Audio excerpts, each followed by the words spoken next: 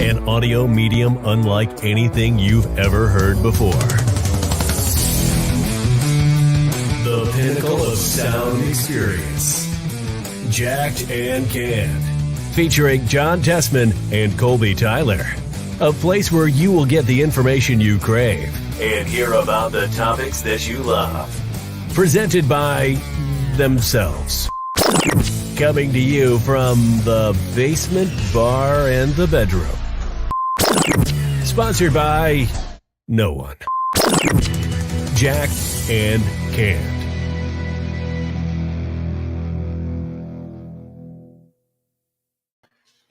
Ladies and gentlemen, welcome to Jacked and Canned. Joined as always by this handsome gentleman to what is on my left via the screen. John, how are we doing tonight?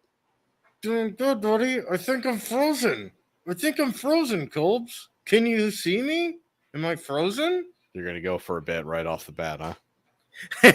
Ladies and gentlemen, we got an action-packed episode right here on the Jacked and Canned show. Colbs gave the teaser. If you listen to the round table, we're going to be talking about the Celtics Heat. We're going to be talking about a couple sports topics. But Colbs, I'm going to take this one over like I did the round table.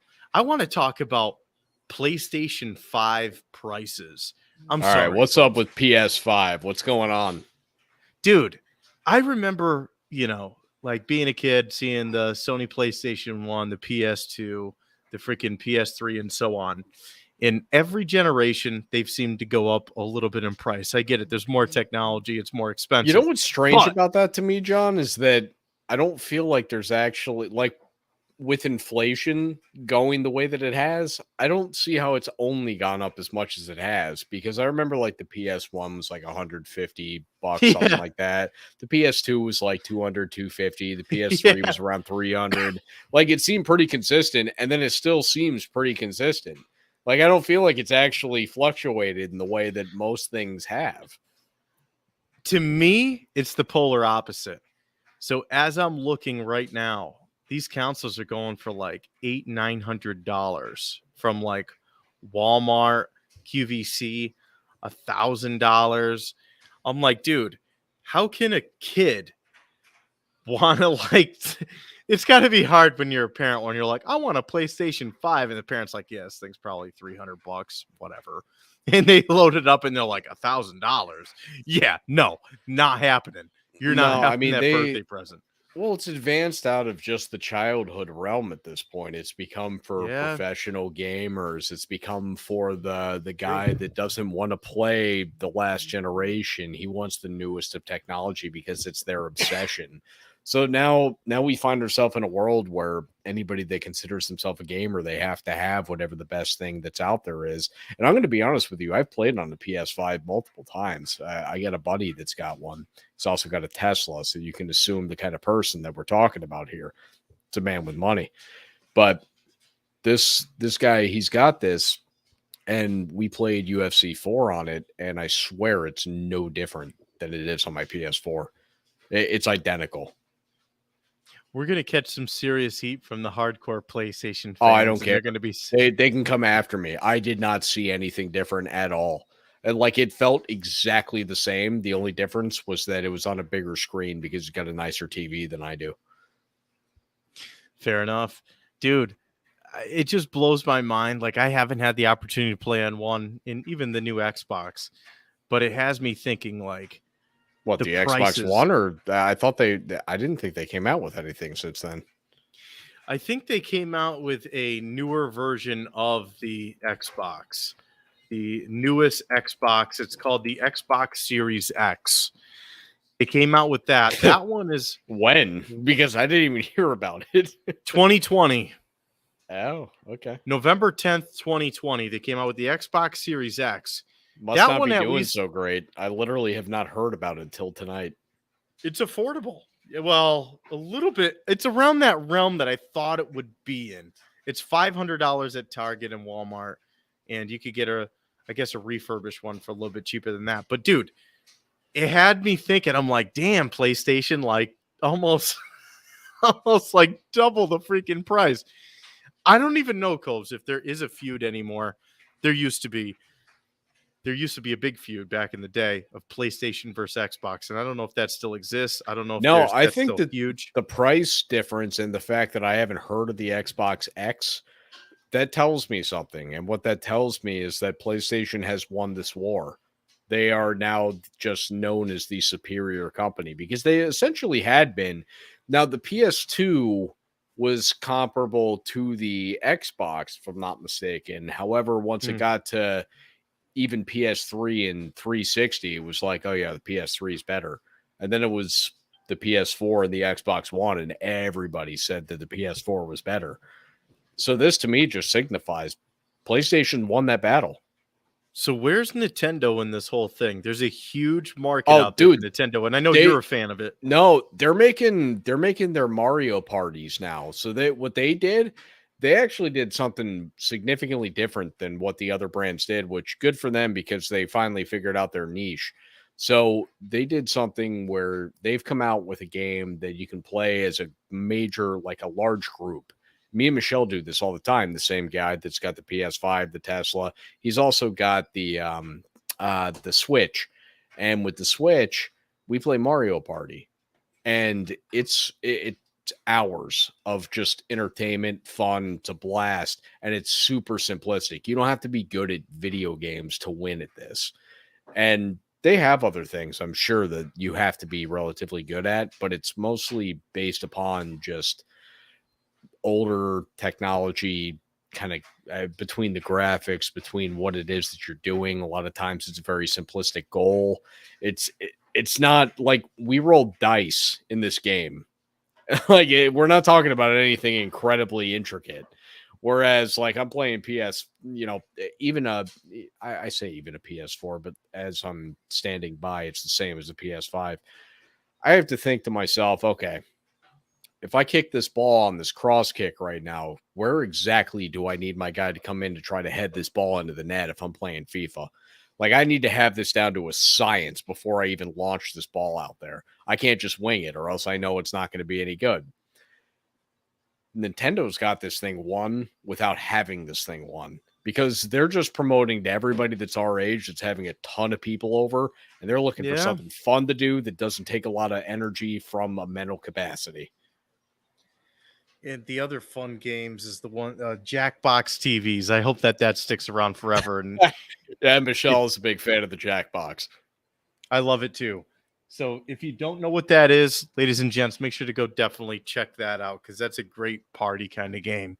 Dude, talking about a great party, rookies getting drafted. That always leads to one of the biggest parties of all time in their lives. Coles, I want to talk real quick before we get into the NBA, which I know you all are waiting for. Yeah, what you got, man?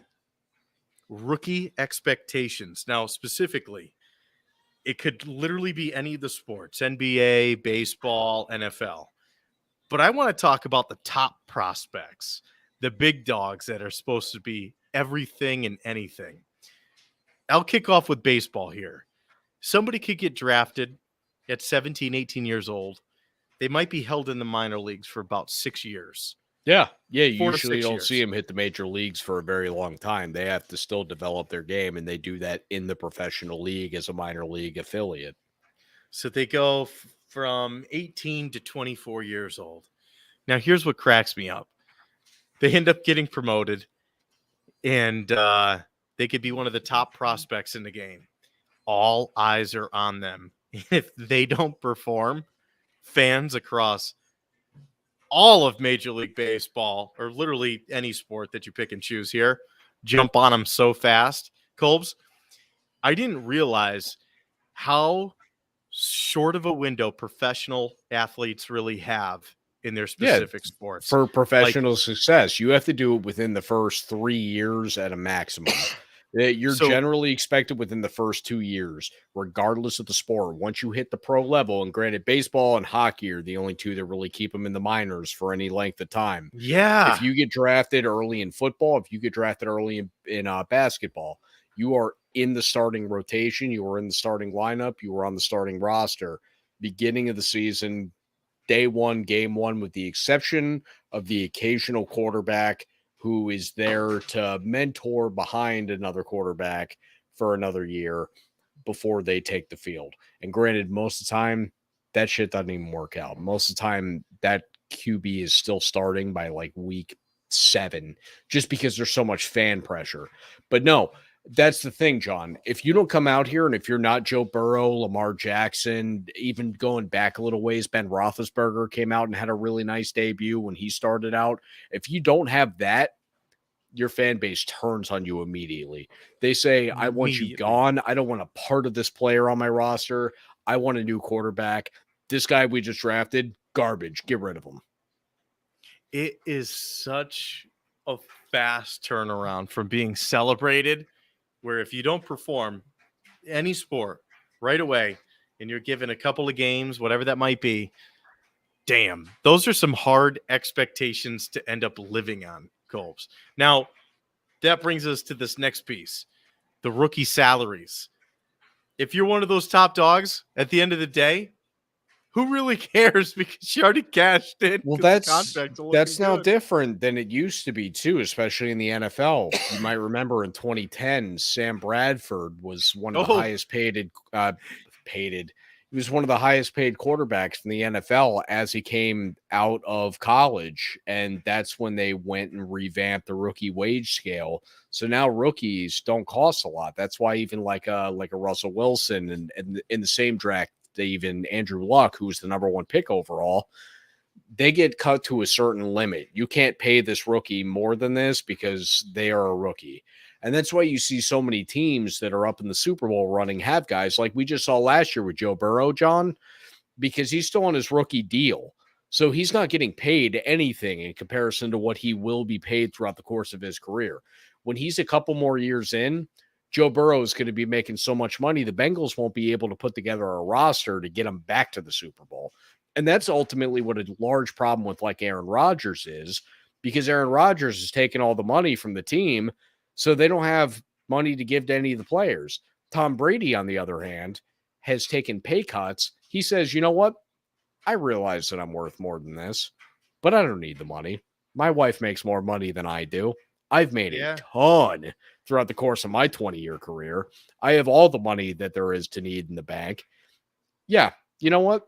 I don't need to make a whole lot of money. Give me this amount if that means that we can keep Mike Evans, Chris Godwin, and, you know, if Gronk wants to come back. That's the difference. And that's what you see with a lot of these players. And that's where, for example, John, the Seahawks, when they had won the Super Bowl back in 2013, all their money was on that defense. And then Russell Wilson was up for a new contract. Well, now you got to figure it out. So you say, okay, well, we're going to pay Russ, obviously. Ooh, Michael Bennett. I don't know if we can afford to keep you.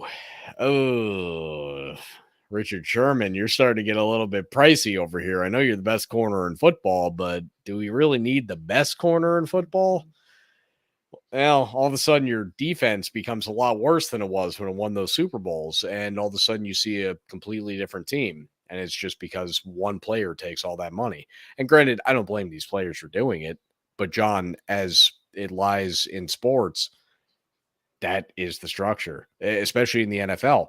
But in terms of the rest of sports, yeah, baseball has no salary cap. You can draft a player and you can just give them whatever. No, the NBA does have a salary cap, so it is somewhat structured that way, but it's not the same way.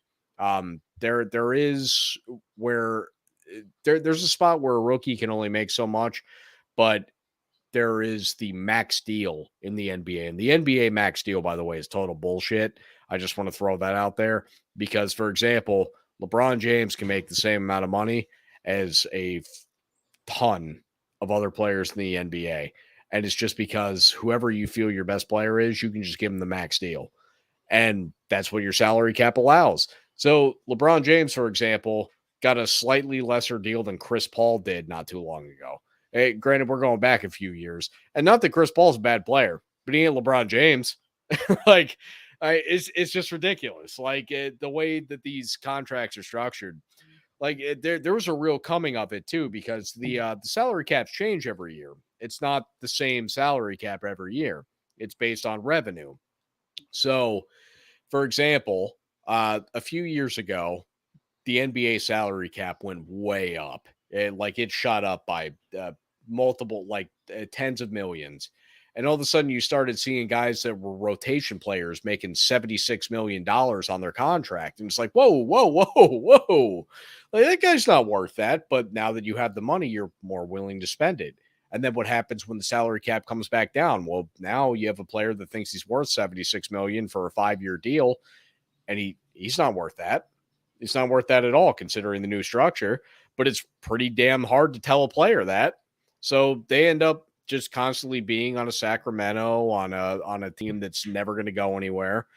I feel bad for Sacramento. I've kind of pooped on them a few times here today. But that's when you see some of the better players that you're like, ooh, I wonder where they're going to go. And then they end up on a shit team, and you're like, why did that happen? Well, that's why. Yeah. That's how money's structured. But yeah, as far as the expectation piece goes, John, no, you're 100% on point. If you do not perform in year one, your fan base is already at least moderate to they're not going to be pissed if they find a way out of you. And if after year two you're also shit, you're done. Your whole fan base is turned on you. Josh Rosen. Yeah, Josh Rosen, dude. That's a perfect example. I still don't know if the guy's good at quarterback or not, because we never really got to see him get a chance. He got to play in shitty Arizona, and then he played a little bit in what was at the time shitty Miami. I guess I should say it for both of them, because Arizona and Miami are both good now. But we didn't get to see Josh Rosen play with a good team.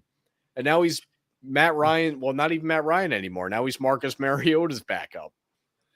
So I wonder what's going to happen with him, if he's going to end up being the next XFL quarterback. Josh Rosen. He probably will, John, in all seriousness. From what I've heard, the guy really actually doesn't, he's just lost faith in the system, and he has no prevalence to put the game above anything. Like, if he's like, hey, I got dinner plans tonight, he's not staying late at practice. He's that kind of guy. So, to my understanding, I would not be shocked if teams really don't want Josh Rosen on the roster at this point.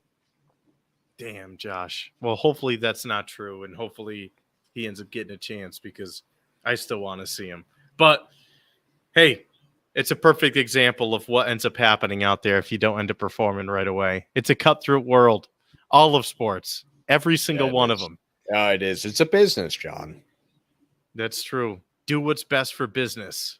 I think WWE said that before. Vince McMahon. That guy knows business better than almost every other sports owner in the whole sports landscape.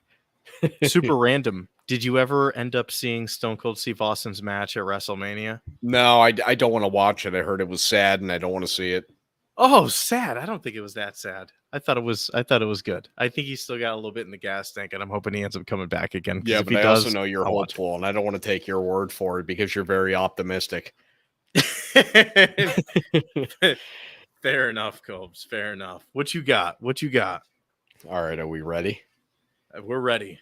Okay. All right, we're going to talk a little bit about Celtics Heat, and I'm going to start with Game 5. Granted, I didn't take down notes on Game 5, but here's what I can tell you about Game 5. John and I were recording. The last time we were recorded, it was during Game 5. So Game 5 was happening at the time that me and John were recording. Miami was up at the half, and Miami was only down by a little bit at the end of the third. But I watched the highlight reel on it, and I got to watch a pretty good bit of what took place. The Heat had nothing in the tank. Jimmy Butler didn't look like he could jump more than not even a couple of feet in the air. Like, it looked like his verticality was just gone. Looked like his strength was gone. Looked like he had no legs. So, to me, I'm watching this team, and I said, well, shit, who's going to be able to figure it out? And the answer is nobody. Celtics end up running them in the fourth quarter. Not even close. So Celtics take Game 5. We go to Game 6, John. And I've got some play-by-play notes here. And I want to start this off with that. This game, John, you might remember, you probably don't, but I sure as hell do. 10 years ago, in 2012, there was a time when LeBron had a Game 6 at Boston where there's a very viral image of LeBron that came out of this before viral was really viral. And it's of his eyes because he was locked in. And LeBron put up 45 points that game. They won game 6. They end up winning game 7 and then go on to win the NBA title that year in 5 against Oklahoma City. Point of it being is that the whole blueprint was on the line. It looked like everything was wrong, and LeBron went and fixed it in that one game. Now, Jimmy Butler had a very similar performance. And when I say similar, I don't just mean in that he said, bleep this, I'm taking over. Jimmy Butler was oddly taking the same kind of shots that LeBron takes. It was very strange. I honestly felt like I was watching a small LeBron. It was really breathtaking for me. Like I was sitting there and I was wearing my Heat LeBron jersey, and I was like, oh, this actually feels almost the same. Like he was doing the same shit. He was doing where he would run to the rim, make a stop, turn around, pop the fadeaway J from 12 feet out, and it was dropping easy. He was taking threes. He hit 4 threes that game, which, Jimmy's not the best 3-point shooter. Neither was LeBron in 2012. And that shit was dropping. Everything he hit, everything he looked at found its way into the net. So, John, I got a little bit of play-by-play here. Now, Miami started this game up 12-5, and you might have noticed throughout the course of the series, almost every game, the team that starts out on top just keeps it going, wins the game. However, when we're talking 12-5, we're only talking about a 7-point lead. So we could see that still going either way.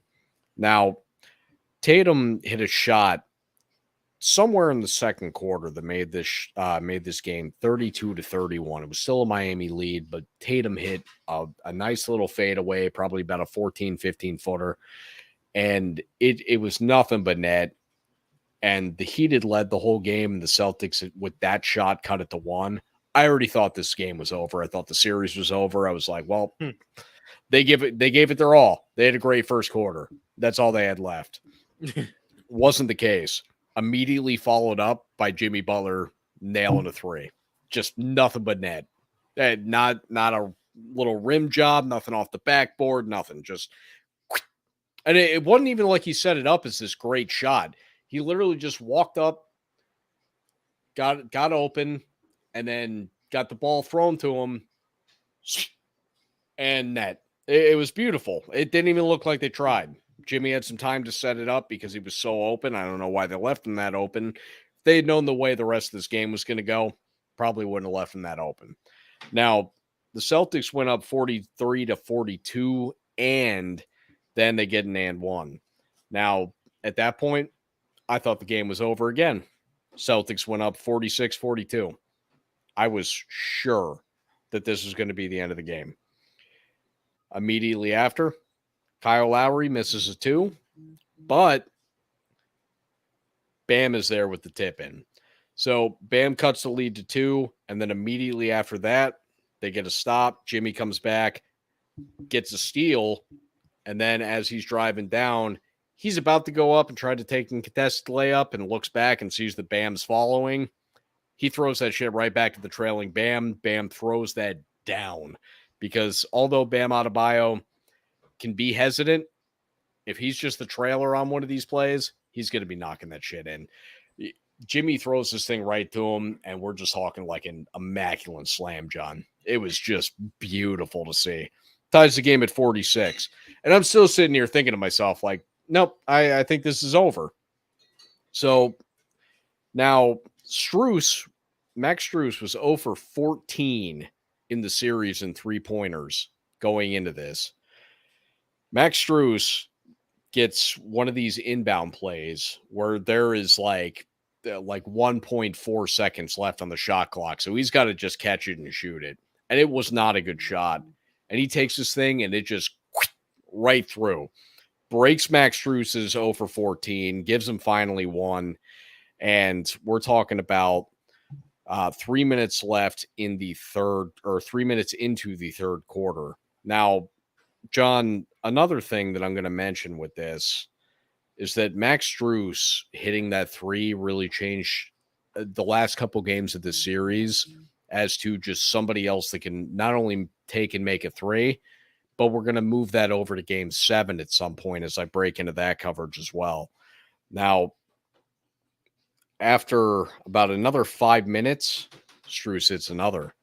So we now know Max Strus is out of that, whatever the flunk was, where he wasn't hitting the threes. He's now in on that. And that particular three that he hits later in the game there puts Miami up by 12, 70-58. That's 5 minutes left in the third. And then Derek White, this random guy from the Celtics, just gets hot. Nobody's really ever heard of this guy.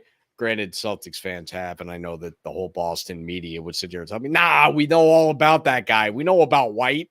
We know about him. He's just another guy. But that's not a bad accent, Copes. Damn. Yeah, I'm pretty solid with the Boston one. It's one of my talents. But Derek White comes out there and gets hot. He gets a three, and then he gets this floater where he also took the contact. So where the Heat were up 89-80, all of a sudden it's 89-86. Now, this is with 8 minutes left in the game.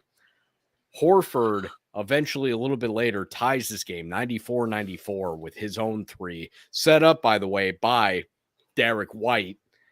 And we're talking about 5:29 left in the game. And then Derek White comes back again, makes another three-pointer, 97-94 Boston. Again, I am sure that the game is over. And we're talking 4 minutes, 28 seconds left in this game. And then Kyle Lowry, immediately off a Jimmy Butler pass. And granted, this wasn't even the best shot. Jimmy Butler did the thing where he had the ball kind of tucked against his hip. Kyle Lowry just kind of slipped behind him, and Jimmy fed him the ball and did kind of a pick, but it wasn't a great shot, and Lowry just knocked it down, tied the game again at 97. So now we're going into the end of the game here. We're going to talk about when it's 99 all. Jimmy gets an and one. Now, this puts us up 102-99. And by us, I mean Miami, because I am coming to you guys as a Heat fan in this story. Damn. Granted, not a Heat fan. I am a LeBron fan. But when LeBron is out, I immediately go right to the Heat. I just Fair come enough. crawling back like somebody that wants more titles. Now, we're talking 2:06 left in the game at that point. And then with a score of 105-101, because there was a little bit of just in between free throw here, whatever the case may be. Not a lot of action in between these time frames. With the score being 105-101 with 43.9 seconds left, Jimmy Butler gets an inbound play similar to Max Strus's, where he had to chuck a shot up, where he had like a second to shoot the ball. Turnaround Jay, probably about a 19-20 footer. Net. Game. That did it. Boston couldn't come back from then. And the other piece that I want to say to this, John, is that Jimmy Butler had 47 points. And the way that I viewed this as I was watching it happen live is that did you ever watch the movie Taken? Yes, but it's been a while. No, it's okay. You don't need to know much about the movie to know where I'm going here. The Celtics called, and Jimmy Butler picked up the phone. And okay, the Celtics, they said, we got your shit. And Jimmy Butler said, well, I have a very particular set of skills. I feel like that didn't sound like Liam Neeson at all. I feel like it just made him sound Hispanic, but whatever. It fits the bill right now. We're talking about Miami, baby. Yeah, exactly. So point of it being is Jimmy Butler was Liam Neeson in Taken. He just said, nope, mine. And I thought that was all that Jimmy had left. Honestly, I was nervous about game 7 because I was like, after watching him in games like 3, 4, and 5, I thought Jimmy was already shot. And then when he did what he did in game 6, I was like, there's no way he's got anything left. Game 7 on the way. Now, John. Before you break down game 7, let me go ahead here and just say that I was at a karaoke bar at night for game 7 in Boston area. Well, it was an outskirt town. It's close enough to the city. So, dude, it was pretty nuts in the place. And they had it on this huge, massive, like 90-inch super ultra 5K TV. So I had a front row seat to the Celtics game. And I'm glad to say that I was at the karaoke bar from when that started to when the game finished. So I watched the entire duration at this karaoke bar. Colbs, what a freaking game that was. I'm going to let you kick it off because I definitely have some things to say near the end of the game and how I thought Miami was going to come back. But anyways, dude, if you want to break it down for us, or do we cut for cracking a cold one and come back to it? No, because I got my own crack in a cold one. So I'm gonna make sure that game seven won't take as long as game 6. I took down less notes because honestly, the first like 3 quarters of this game were not nearly as interesting as anything in game 6. Now, John, the Celtics start off game 7 up 9-1. Boston basically led the whole game by 15 points. That's just how this game went. And again, as I stated with game 6, whoever was up early tended to win the game. It's just how it went. So just more examples of this. Boston was up at one point 20-7, 24-9. They ended the first quarter up 32-17. Now, they're up 14 again at 72-58. And there is just no offense for Miami. Boston's just playing their game. The half ended. It was a 6-point Boston lead. Jimmy Butler had come out, made it 56-54 to begin the half, but Boston just took that shit back over. So back again, we're talking about a 14-point game. He'd cut it to 82-75 at the end of the third quarter, which again is somewhat immaculate considering the disposition that they came in with, or the deposition rather. They came in there in a place where they kept losing the entirety of the quarter and then just gained back enough at the end of the quarter where they're like, well, we're not out of it. And that's how all 3 of the first quarters went. And honestly, pretty much the fourth quarter as well. So to start off the fourth quarter, Jimmy cuts it to 82-79. So we talk about the Heat starting off with 4 points to begin the fourth quarter, cut it to a 3-point game. Absolute resiliency. I haven't seen anything like this in a very long time in the NBA as far as just their play style, because most of the time when you see a team come back, it's just 3, 3, 3, 3, and then they just start dropping, and that's what brings them back into the game. That was not the case with the Heat. It was just Jimmy Butler taking 2s. That's what got him back in there. So with Boston pretty much immediately retaking this lead up to 90-79, 11-point lead. They also then bring it to 98-85 with 3 minutes and 28 seconds left. With 3 minutes and 28 seconds, this was a 13-point Boston lead. And this is where we started getting a little nervous inside this karaoke bar because Colb's real fast. No, this is when you felt really good. It was a minute later that you started, or 2 minutes later. John, I'm telling you, this comeback came late, and I don't think you realized that in real time. Boston was up 98-89 with a minute and 30 seconds left. So they had a 9-point lead with a minute 30 left. And off of a turnover. Let me just let you know a couple of observations. Marcus Smart shooting up like 3 or 4 shots right there and banking a couple of them and missing them pretty damn badly. I'm like, oh my freaking hell. And there wasn't any defense and Miami started scoring. The whole bar's like, what are they doing? They're giving Miami the game. Marcus Smart's one of the most random players in the NBA. There are, and I shouldn't even say that there are nights that he is good because he actually never really has a good shooting night. But he has nights that he puts on like a show for a half where he just doesn't miss. And then the other half, he's terrible. It's just a matter of what 2 quarters you're getting the good stuff. And if you get those 2 quarters, because there's sometimes when Marcus Smart doesn't make anything all night. There's times when he goes like 2 for 13, but you never know what you're getting out of him. And that's a hard place to live as a Celtic fan. Now, with a minute and a half left, the Celtics were up by 9. Oladipo, after a turnover, forced, if I believe, by PJ Tucker, cuts the lead down to 98-91. So we're now talking about the Celtics get a miss. Lowry gets a very quick layup. 98-93 at 1 minute left. So now we're talking a 5-point game. Jaylen Brown, offensive foul, where he elbowed Bam in the face so damn hard.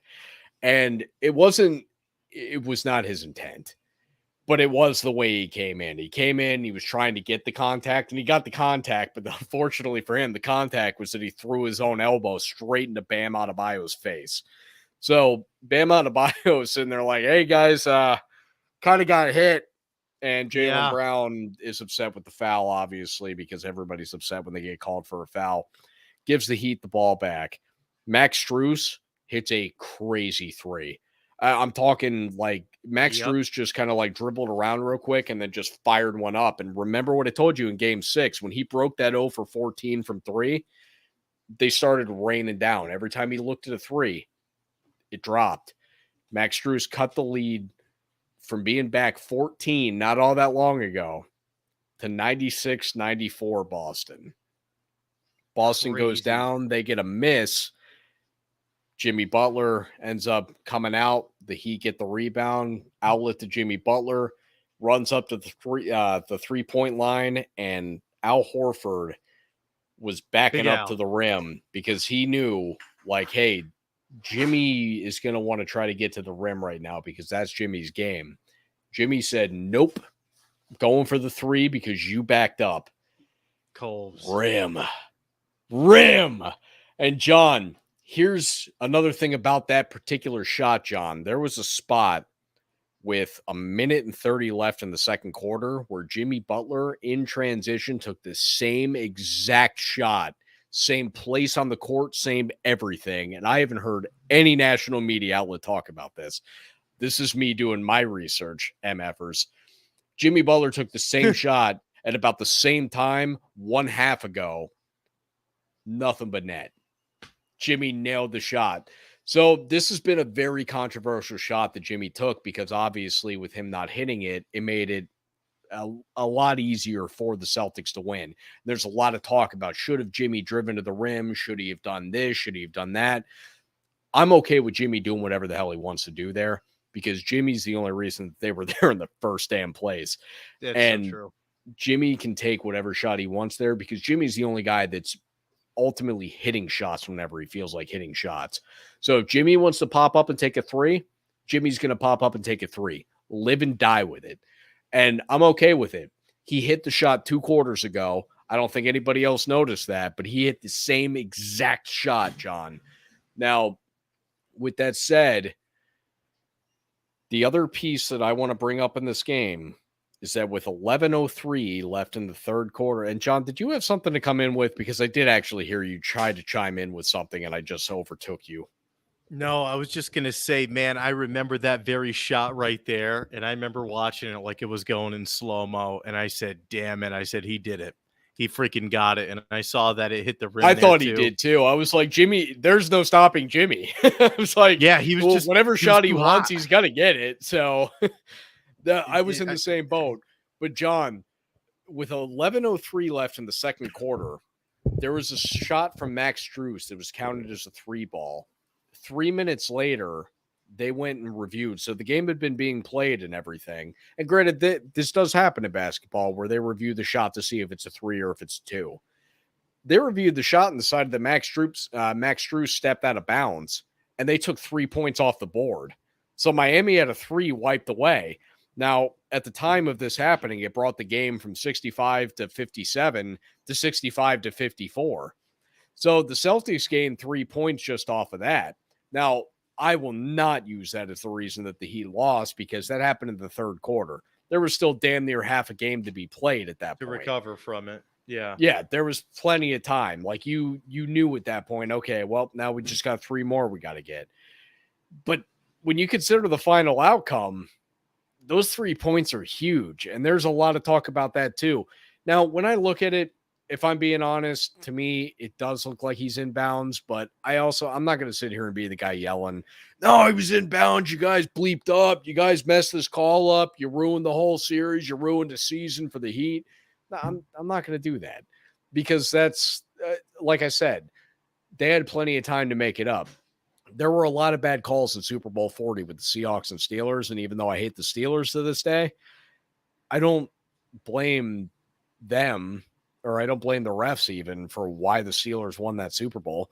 The Seahawks had all those calls go against them in the first half of the game. There was only one call in the second half of the game that really ruined anything.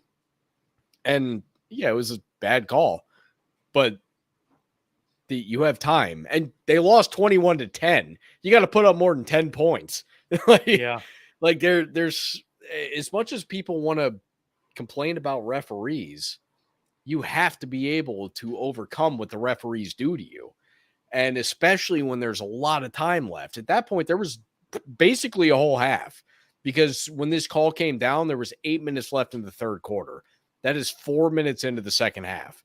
You have plenty of time, but there are so many people within the Heat Nation that are just pissed about this call. And although I agree with them being pissed about it, because it does look to me like he's in bounds, I mean, you got to be able to fight over that. And they did. They made their way back in there, and then the shot came down to Jimmy, and Jimmy didn't hit the shot. That's the way you die this season. That's okay. You lived and you died by Jimmy Butler. And honestly, if you didn't, probably would have gone worse. So I think that that's a win for Miami. When I look at Boston going into this final series, Jason Tatum going to have to be way more aggressive, because he has all the talent in the world. That guy can hit shots that very few people in the league can hit. True. He actually displays a lot of characteristics of Kevin Durant. And I don't mean that lightly. Jason Tatum is a phenomenal basketball player, but he is not going to be able to be as docile and team friendly as he has been throughout this playoff series, and they have any shot against Golden State. He's going to have to go takeover mode. And we don't see that often from Jason Tatum. He'll throw up 30 points and you're like, oh yeah, I saw him hit a couple of shots. No, you're going to have to know that Jason Tatum took the game. That's the only shot that they got. And honestly, I don't think that even if he does, that they have a chance. I think Golden State's just that much better. And honestly, I think if it was a healthy Phoenix team, I don't think Boston's better than them.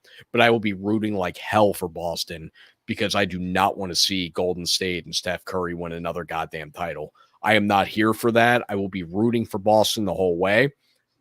I just don't think they can do it. I think the Warriors win this in 5. Now, John, as far as Miami goes, they need another star. Jimmy Butler is phenomenal. I love him. But you look at guys like Bam Adebayo, you look at guys like Tyler Hero. These are guys that are very good players. They're not that level. He needs one more. He just needs one more, because Jimmy Butler works harder than anybody else in this league. And the 4 names that come to mind: LeBron. Joel Embiid has been flirting with the potential of joining up with Jimmy Butler again. He loved playing with him in Philadelphia. I don't know how that deal works out. I don't know how Philadelphia lets that deal work out, but that's a name. Another one that's more feasible, Bradley Beal. Now, in Washington, Bradley Beal's made it pretty damn clear he doesn't want to be there anymore, and Washington has nothing to lose because they're no good. Bradley Beal's the only good thing they have. So I could see a scenario in which they take on, say, for example, Bam and Tyler Hero, and then you now have Jimmy Butler and Bradley Beal coming at you from Miami. Granted, I think Miami's going to have to do something different at the point guard position too, because Kyle Lowry, I don't think fits this team specifically, although I don't think he's as bad as a lot of other people claimed him to be. Now, third name, little bit of a shot, Damian Lillard. He's starting to become unhappy in Portland. If you can find a way to get Damian Lillard with Jimmy Butler, and I think they're almost equally as committed, I think that that's probably a championship team for a little while. I don't think that that's going to be like a work in progress. I think that that is a ballin' ass team right there. So that's actually who I would like to see them get, although I don't know if they can. And name 4 that I came up with, John, was LeBron James. Hey, I knew you'd have him on there. I knew it. He shouted out the Heat culture a lot from his time of leaving there. And clearly he's in a mess right now, and he doesn't have a lot of time left to be able to win at playing the level that he is playing. I would not be shocked if we see LeBron make a move this offseason, and wouldn't be shocked if it ends up being to Miami. Granted, I don't know how the fit of him and Jimmy Butler playing together would be, but I would love to see LeBron back in Miami because I still got my Heat jersey ready. John, I don't want to even talk about it too much because we're 45 minutes in and I still got to crack a cold one. Can we just go right to cracking a cold one with Colbs?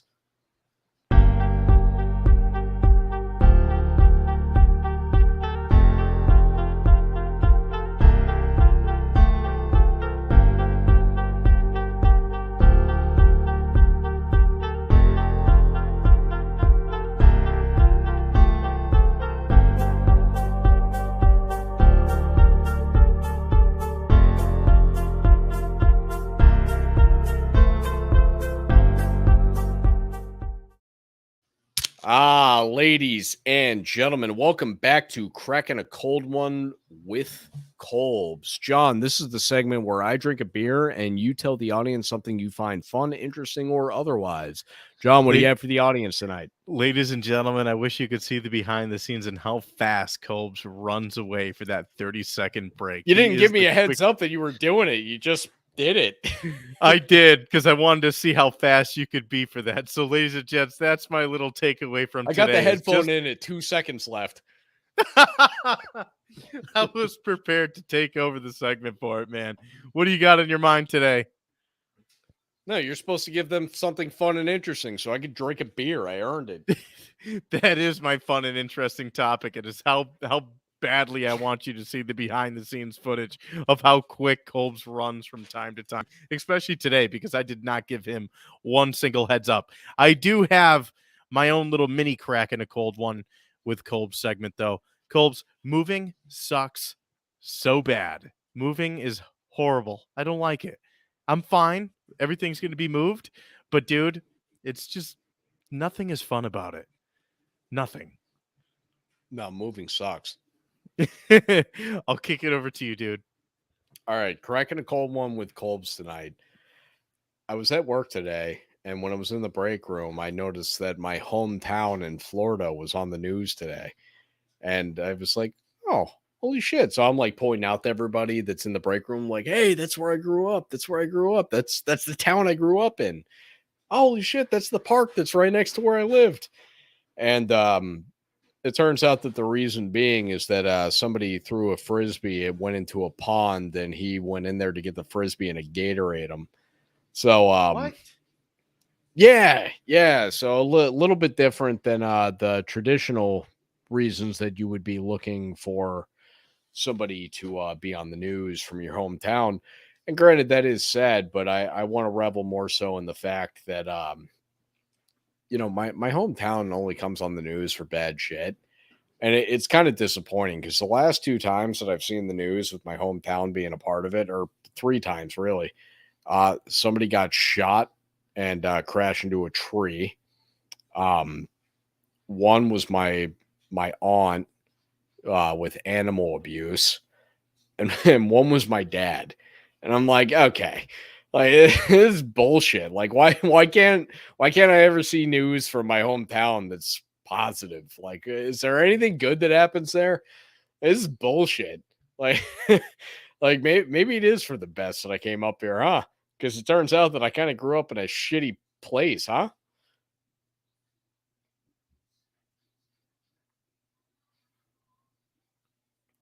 I'm by myself, aren't I? John recently put into our private chat that his computer was dying fast. So I'm really hopeful that we don't lose all the Oh. There we go. You can hear me. There we go. We got the mic back on here, so I quickly plugged it back in. Oh, the audio winning awards go to Jackson Can, that's for sure. Yeah, no, I'm going to be honest, John. I was pretty sure you were just gone. I thought that was it. I was like, shit, I don't know how I'm going to do this. I don't know how I'm going to have to save the How to audio hit the for end John. button. Like, I'm going to have to really figure some shit out. And plus, now I got to navigate the rest of the show by myself. This is going to be terrible. Oh, that's funny, man. That is funny. Colbs, I missed all the last portion that you said because my headphone died on me there. It's okay. It was just the crack in a cold one is that I have a really shitty hometown that only comes on the news for bad reasons. So, John, we're going to dive into Hang on a second. You want to know with the part where everything died out on me? Was somebody got eaten by a gator? And I'm like, oh, really? Yeah. Okay. So, John, I've only seen my hometown on like multi-state news 4 times. One was this one where some dude got eaten by a gator. My dad, my aunt, and some dude that got granted this one I still live down there, but some dude that got shot and ended up crashing into a tree in my front lawn. So well, yeah, literally my like where I live too, like my house kind of thing. So apparently where I grew up is just like meant for bad news. So I guess it's probably a good thing that I live here now. So we're gonna move along from that because now I've broken the point down twice.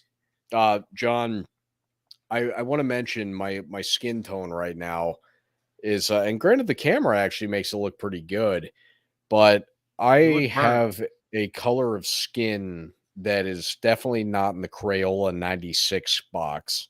Yeah, you're red. It's like somewhere between a red and a brown. It's weird. It's like you can see it, like it's got some brown to it, but it's also got some macaroni. Red. It's like macaroni. Remember that crayon in the Crayola box, macaroni? I thought that was the coolest color. Macaroni. Was it yellow? Yeah. I wouldn't describe that as my current pigmentation. Yes, you look macaroni. You jabroni. I don't macaroni think I look jabroni. I look a cross between red and brown. I definitely don't look yellow. That's not like I'm not a Simpsons guy, John. What does red and brown make for a color? Rustic brown. Does it really? Yes. Okay, I don't know what the mixing of colors do. Some people know you mix green and yellow. Do you know what green and yellow make? Blue. Damn, you're good. All right, yeah. Well, no, I take it back, John. Blue and yellow make green. Okay. Hit me after I said it. Yeah, there's whatever, colors. Colors aren't any fun. John, I got to tell you, guy. I just worked for the last 9 days. This is this was day 9, and I'm off for the next 2. How do you feel? Oh, John, just the idea that I know that I get to sleep and do whatever I want tomorrow is phenomenal. Like, look at me. I need to shave. I massively need a haircut. Like, this is not my hair.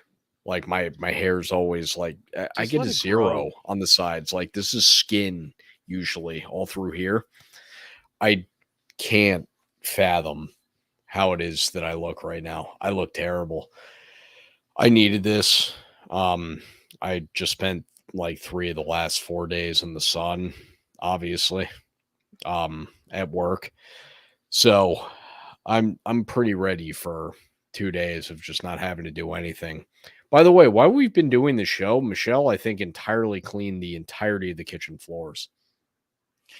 That's pretty darn impressive because we've been at it for an hour and some change, an hour and 25 minutes. No, she started up about the time that we started up this episode, but I have noticed there's been music going on in there. There's all sorts of shit going on in there, and not once have I thought my mic was going to pick it up. I love this mic. So what you're saying is Colbs' work is not done. You just heard that, ladies and gents. No, he got home from work. He recorded a pod, and now he's going to go help Michelle. This is the end of my work, John. This was it. This is all I got left in the tank. As soon as I'm done with this, no cleaning. No, I can clean over the next 2 days. Like, I got 2 days off. I can do some shit then. I got 2 bags of empty cans that I gotta throw out, and I haven't even brought them out just because I don't wanna go do anything.